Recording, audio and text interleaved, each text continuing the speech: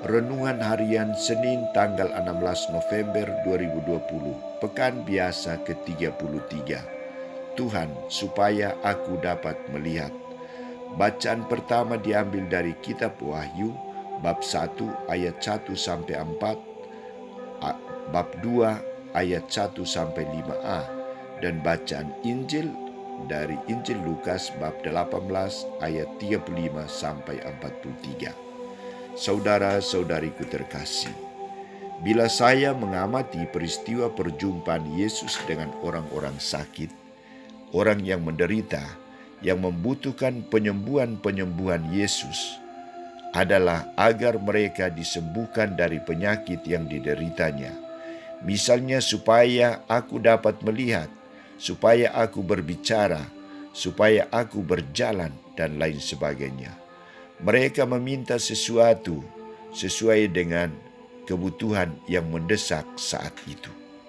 Saudara-saudariku terkasih, Santo Lukas menampilkan orang buta di pinggir jalan kota Yeriko adalah seorang yang sangat menderita dan sangat malang hidupnya. Ia tidak dapat berbuat apa-apa karena tidak melihat. Ia membutuhkan orang lain untuk menuntunnya, membawa dia ke tempat yang baik dan nyaman. Ia buta matanya tetapi tidak buta hatinya, tidak tuli telinganya, dan tidak mati imannya yang mendorong dia untuk tetap berharap dan memohon bantuan, penyelamatan dari sesama dan teristimewa dari Tuhan sendiri. Maka ketika Yesus melewati jalan itu, ia bertanya, "Apa itu?" Orang menjawab, "Yesus orang Nazaret itu lewat." Reaksi yang muncul saat orang menyebutkan nama Yesus, secara spontan orang buta itu berteriak, "Yesus anak Daud, kasihanilah aku." Orang buta ini tidak takut berseru kepada Yesus. Ia tidak meminta apa-apa.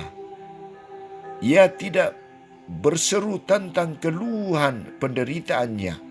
Ia tidak meminta sumbangan. Orang buta itu hanya berseru, "Kasihanilah aku." Belas kasihan dari Tuhan yang pertama-tama dibutuhkan. Ia meminta dibebaskan dari segala penderitaannya. Saudara-saudari, bagaimana tanggapan Yesus atas seruan belas kasihan sang buta itu? Reaksi Yesus adalah ia meminta kepada orang banyak untuk membawa orang buta itu kepadanya. Ia bertanya kepada orang buta itu, "Apa yang kau kehendaki aku perbuat bagimu?" Pertanyaan Yesus ini dijawab dengan jujur dan polos. "Tuhan, supaya aku dapat melihat." Sikap jujur, polos, dan sesuai kebutuhan mendapat jawaban dari Yesus. "Melihatlah engkau, imanmu telah menyelamatkan engkau." Ungkapan Yesus ini mau menunjukkan bahwa iman sang buta ini yang menyelamatkan dirinya sendiri. Imannya akan Yesus Kristus yang membawa kehidupan. Iman sang buta ini tetap mendorong dia untuk bersatu dengan Yesus, mengikuti Yesus sambil memuliakan Allah.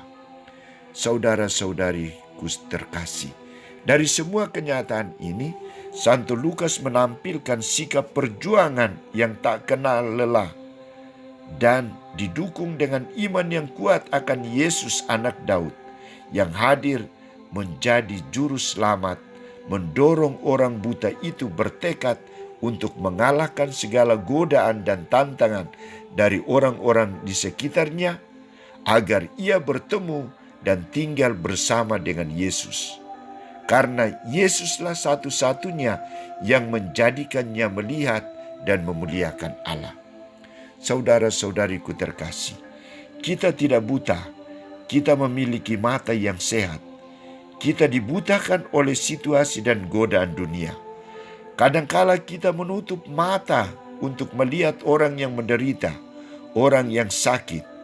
Kita menutup telinga untuk mendengar seruan-seruan orang di sekitar kita, sesama yang membutuhkan bantuan. Orang buta itu memerlukan mata untuk melihat dan hidup. Kebutaannya menjadikan dirinya mati dengan bekerja sebagai pengemis. Ia tidak bisa berbuat banyak untuk dirinya sendiri, apalagi untuk orang lain. Maka ia minta dibebaskan dari kebutaannya.